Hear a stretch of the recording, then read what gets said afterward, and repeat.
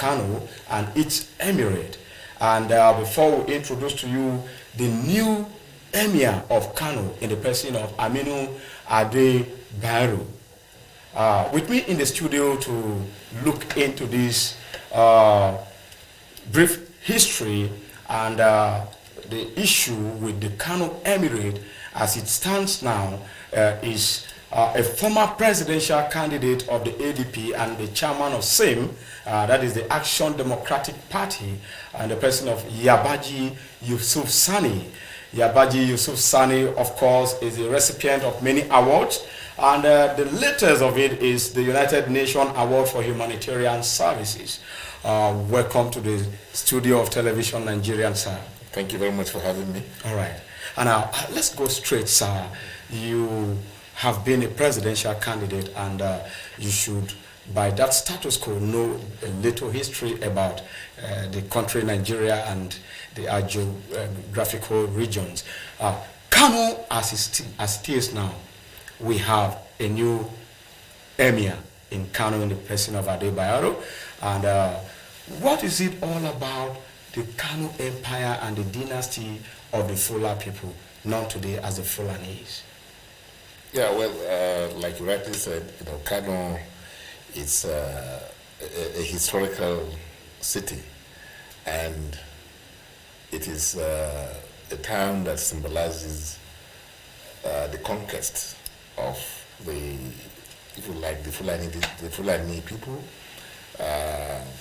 against the original houses, people that you can, the original inhabitants of that place, you have this Bamabujis, you have, other tribes like that. In fact, history had it that even there was somebody that was called Dabo.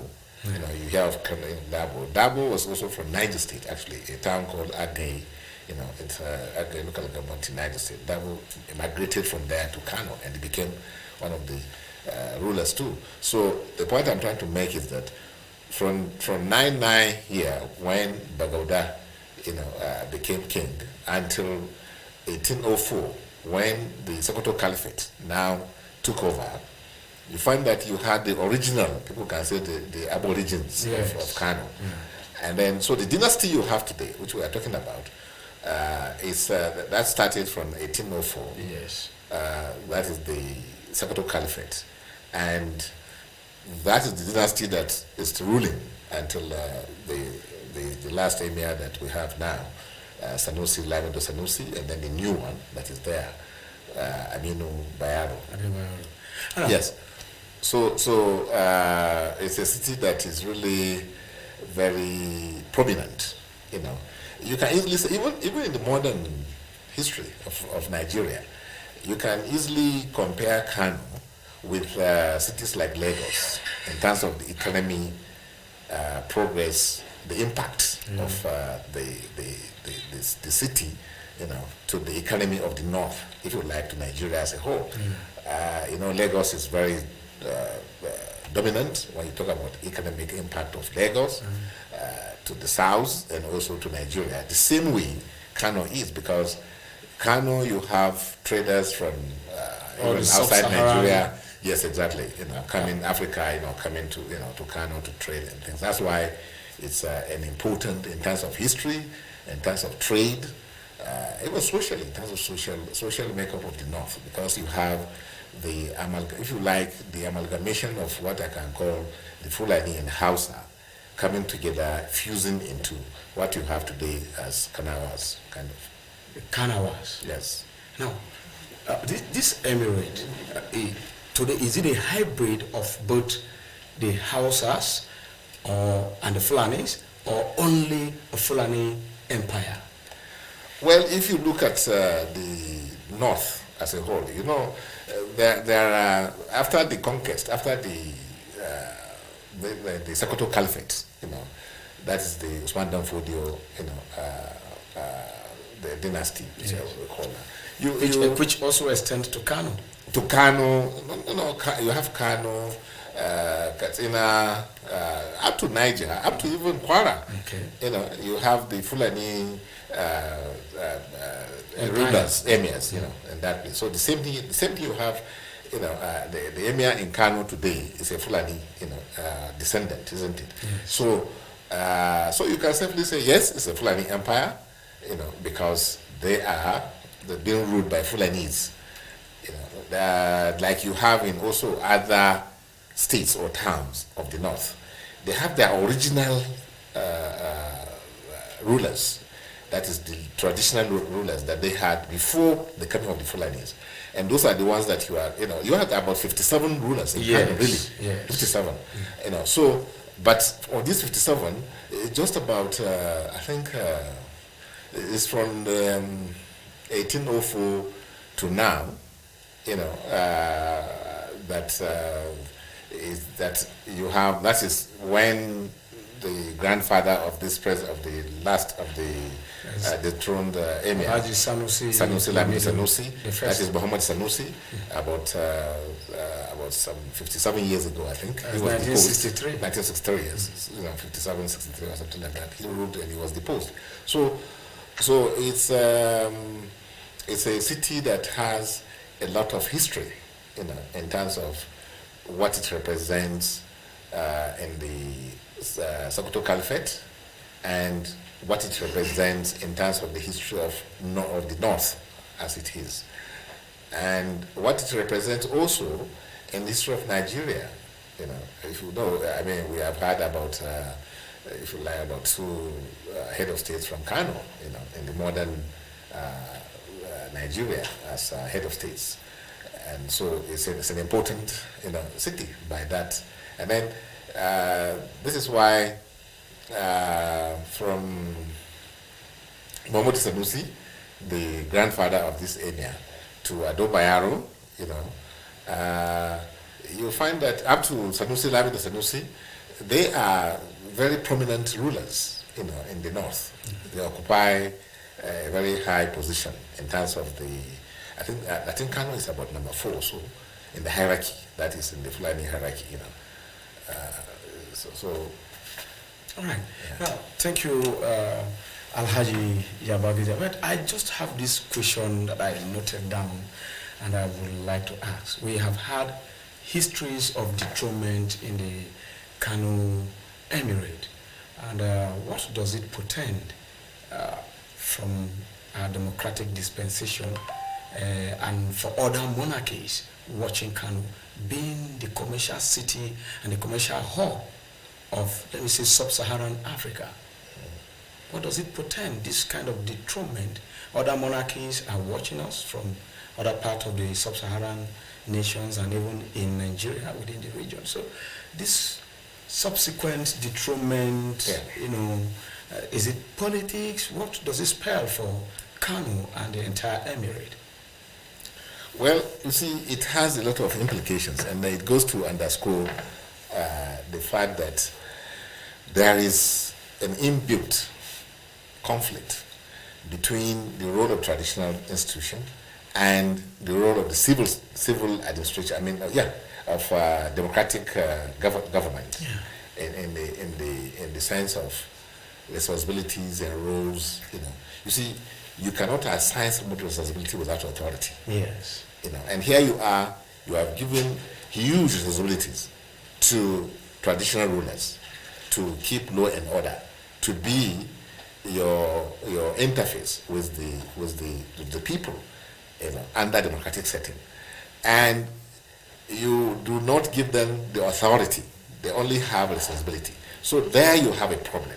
And here you have people with authority, but are not responsible, because the conduct of the average politician in this country does not portray the politician as a responsible, person, as far as the constitution is concerned and what they're supposed to do. And this is what brought about the crisis between emirs like Lamido Sanusi and even the grandfather. They want to protect or champion the cause of the common man, because they are the ones that interface with these people. They can see their problems. They can see the kind of poverty, the kind of hardship, the kind of backwardness that these people are battling with. And the first people they run to are these emirs.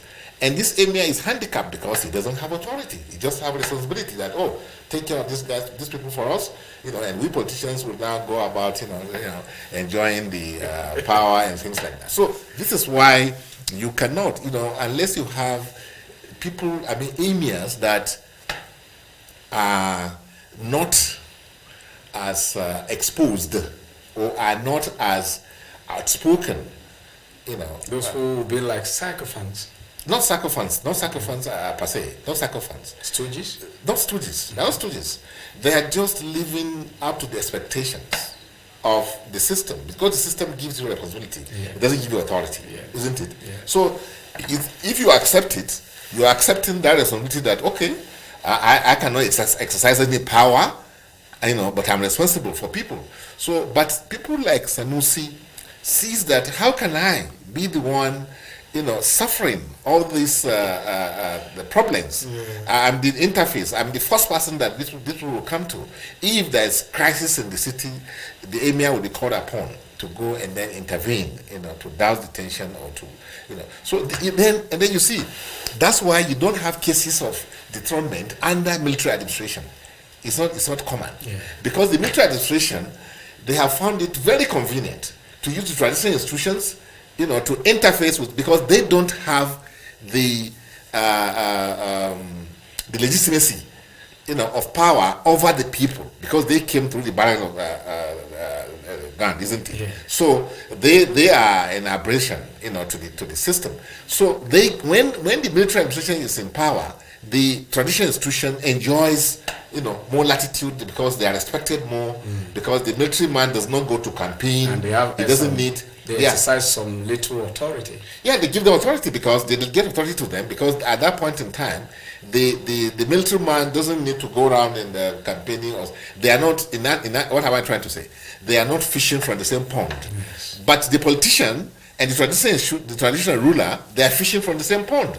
So, which is the pond? That the people. You want people to be allegiance of the people, and the politician also wants allegiance of people to himself.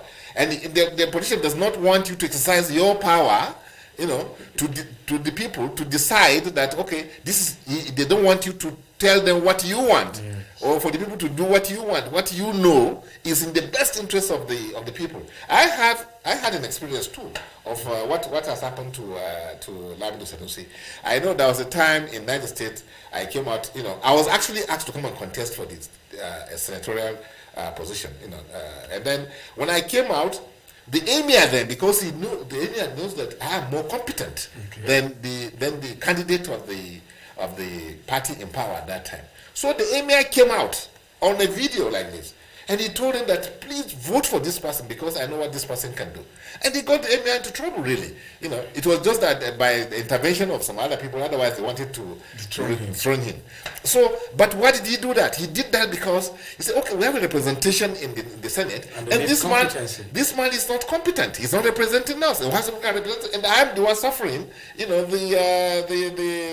aftermath of this thing. So the point I'm trying to make is that, and you find it in other places too, where you find emirs that are educated, that are exposed, that are courageous, and that want to damn the consequences, because they say, well, if I'm responsible for these people, I must have authority to tell them, to influence what they are going to do. Right. So this is why you find that the traditional institution and the political the politicians, that is the democratic institution, do not they just tolerate each other, because both of them want allegiance from the people. Yes, and unfortunately for you, most of the politicians we have are not responsible.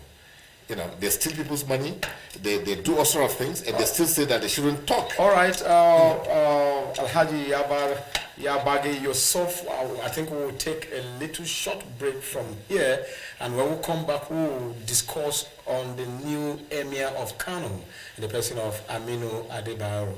Stay tuned. This is Television Nigerian, a broadcast network committed to serving you the very best in online and offline television programming. Situated in the serene environment of Guzape, Abuja FCT, TVN, as it is fondly called, caters to a wide variety of audience via carefully orchestrated mind-blowing programs in the areas of fashion, business, politics, entertainment, religion, movies, food and health, culture and lifestyle, events around the globe, sports and foreign news. Whatever your inclination, we've got you completely covered with programs like Issues of the Moment, The Patriot, Daybreak Nigeria, Matter Africa, TVN Business Time, Healthy Living, From the Cradle, Stay Inspired, Entertainment Gist, Movie Hour, Hits Paradise, among others.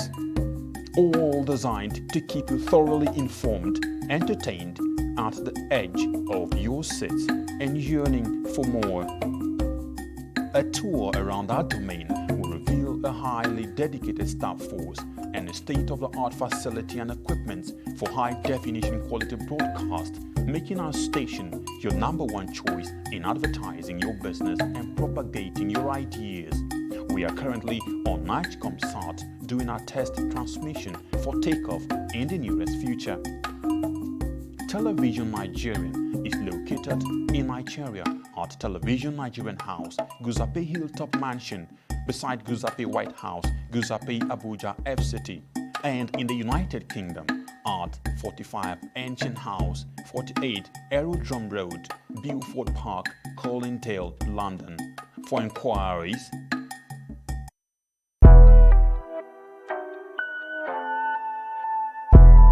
welcome to Spectacle on Television Nigeria.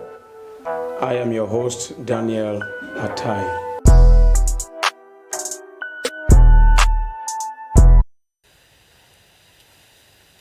Welcome back. And of course, we are still talking about Kano Empire and the new Emir. And I will go straight to talk little about the new Emir. Who is this new Emir of Kano? The new Emir of Kano is Alhaji Aminu Ado Bayero. He was born in 1963 in Kano to the 13th Emir of Kano, Alhaji Ado Bayero, who died in 2014. So by order of successor, he became the new Emir now, and a graduate of mass communication from Bayero University, Kano. He was appointed Damanjanin Kano in 1990, and later he became Dombaran Kano, then of course subsequently Turakin Kano, then to Sarakin Kano, and so on and so forth. He's a recipient of many awards like the presidential candidate sitting down here. Finally, he had so many districts, and then the district that he had last was, the appointment he had was the Emir of Bichi, which is within the region of the origin of Kano known as Dala. Appointed Emir of Bichi, one of the emirates that Governor Abdullahi Omar Ganduje created in April 2019 after he fell out with Sanusi. And of course, this Aminu was trained as a pilot in the United States of America and became one of the pioneer pilots of the defunct Kano Air. The appointment of Alhaji Aminu Ado Bayero, the former Emir of Bichi, as the 15th Emir of Kano in the ruling Fulani dynasty. Coincidentally, the deposed Emir's grandfather, which is Muhammadu Sanusi I, who ascended the throne in 1953, was deposed in 1963 by the then Premier of the Northern Region, Sir Amadou Bello. Amidst tight security, of course, you know what happened to Sanusi, and right now, as we speak, he has been released from his place of where he was banished to, and then the new Emir, to have extended a benevolent hand to him to make Kano a great emirate again. Now, Alhaji Yagada, Yagadi, please, Yusuf, let me call you YY Sani, okay. The name that is popularly called YY Sani. Now, we have a new Emir in the person of Aminu Adebayero. What do you think will be different from what the Kano Emir or the Emir stand for? Will he kind of ignite a new policy different from what Sanusi will do, or he will go the way of the governor? Well, you see, you have people that of the establishment, you know, and you have people that by nature, you know, are against the establishment, or rather run counter the establishment, you know, ways of doing things. Sanusi is an iconic personality that has really touched not only Nigerian landscape in terms of economy or political or social, but the international community. He has really demonstrated the kind of personality that transcends Nigeria in terms of our politics and social assembly. So the kind of personality Yes. that has now been made the Emir of Kano is not in any way comparable to Sanusi, because there are two different personalities. Don't get me wrong, because Aminu too has his own areas of strength where Sanusi lacks. Okay. You know, because there's also a sense. That is what could that be? That strength. The strength is to maintain the status quo. Okay. Not to do anything that will upset the status quo. Maintaining the responsibility without authority. Exactly what I've said, which is responsibility without authority, and then that's his playing along. You know, like his father, Ado Bayero, also went through a lot of turbulent period in his reign, during his reign, between Rimi, Abakar Rimi, and then if you know Bala Usman, who was killed, because Bala during Rimi's administration he issued a query to the Emir of Kano, Ado Bayero, and that brought about a lot of uprising, crisis that even consumed one of the commissioners of Abakar Rimi. So what am I trying to say? I'm trying to say that there is this unease, relationship between traditional institution, like I said, and the political, institution, which is why you have crisis where you have somebody of the personality of Lamido Sanusi, who's an international figure. In fact, what has happened to him, I think, is blazing in disguise, because there's now, which will enable him now to really achieve the full essence, the professionalism that he was practicing. Yes, the full essence of the personality, which is to fight, like for the common man. Okay. The ideas which he believes in, the things that he believes that government must be held accountable for, and this is why he always talks to power. He doesn't mince words. He doesn't. So Aminu that you have there now, it's of course, as a prince, as somebody who, to a very large extent, is satisfied, having achieving, to Aminu to achieve the status he has achieved today, it's okay. He would not want anything that will upset that status that he has today. But Sanusi is a colossus in terms of what he represents, as a person. Even before he became the emir, he has achieved what you can call the zenith of his career, which is becoming the governor of Central Bank. And that is why there are, from some quarters, they are saying that the Fulani dynasty, want to continue on power even beyond 2023, and that Sanusi is a political scheme suitable for 2023 presidential ambition by the North, by the Fulani dynasty. What is your opinion to that? Yeah, it could be the Sanusi as the dethronement. No. Well, you can look at not Sanusi as a person. Not Sanusi as a person. Having withered all these international accolades and pedigrees, yes. Don't you think that they could use him to, give to the people and say, okay, it could get, No, less votes. politics is not like that. All right. Politics is not like that. It's not what you see that you get really in politics. Those who, even the governor following him about, when the chips are down, they could fall apart in politics because it's about interest. It's no longer about what we were before, that you are my friend before, we are childhood friends or something like that, which everybody was saying. Yeah.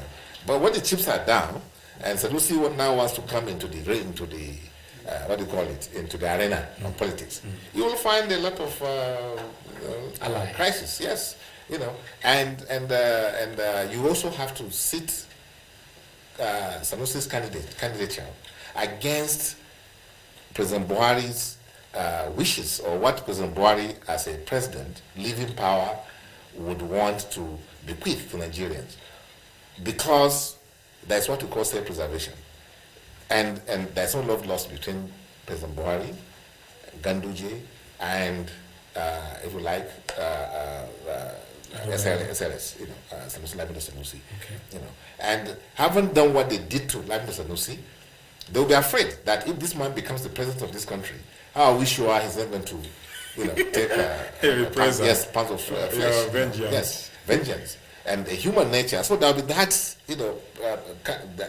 problem that Lamido Sanusi may have. So people who are thinking that because Lamido Sanusi is the kind of personality that we need, actually, I wouldn't mind offer him Action Democratic Party ticket as a presidential candidate, honestly, because I love him. I like what the way he goes about things, But if you are thinking of Sanusi in terms of platforms like APC or PDP or even North as a northern candidate, forget it. All right. Because he's not looked from that prison by the northern establishment. They don't see him that way, the way people are saying now. So that's why I said Sanusi, maybe, how to say it, what he represents, it could be what the northern interest or Fulanis would like to have as somebody that will continue to hold power, on behalf of the North. But in politics, it doesn't work that way. Okay. It's about interest. It's not about. Now, on the last note, sir, Sanusi, from some school of thought, they said he was trying to impose the ideologies of the Western nation and even some other culture into Kano Emirate.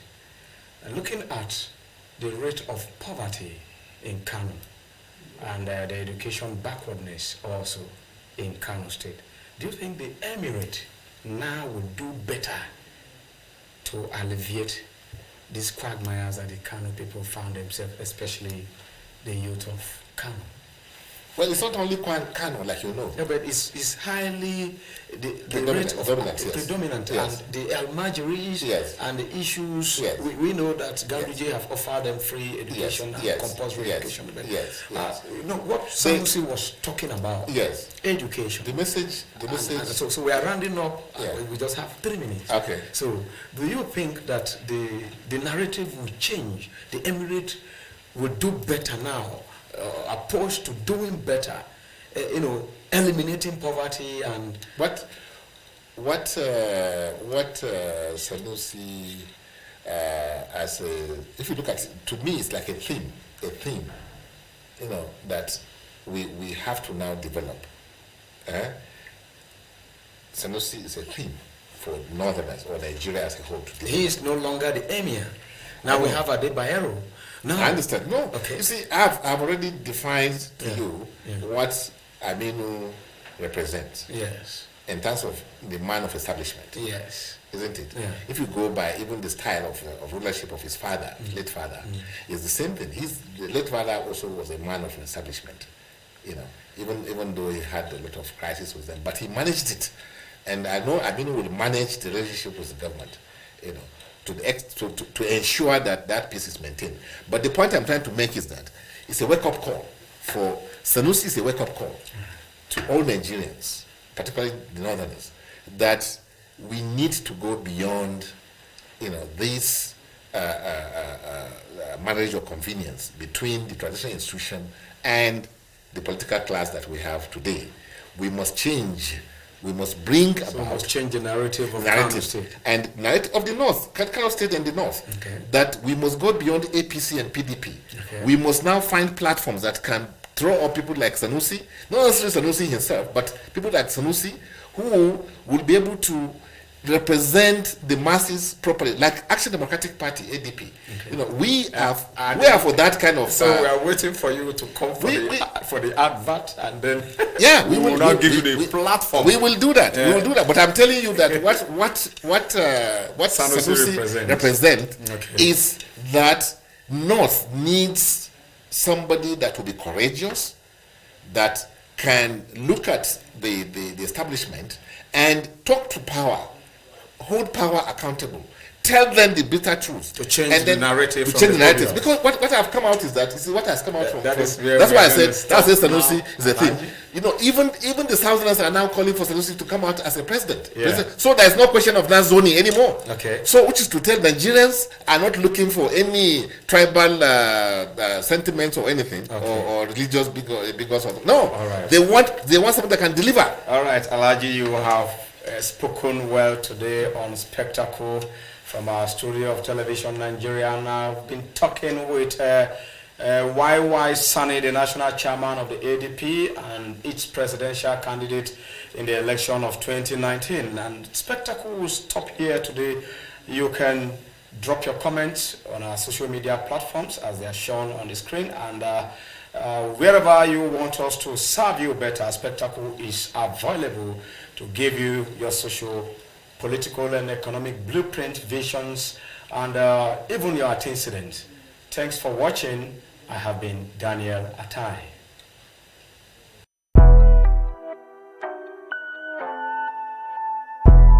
Welcome to Spectacle on Television Nigeria. I am your host, Daniel Atai.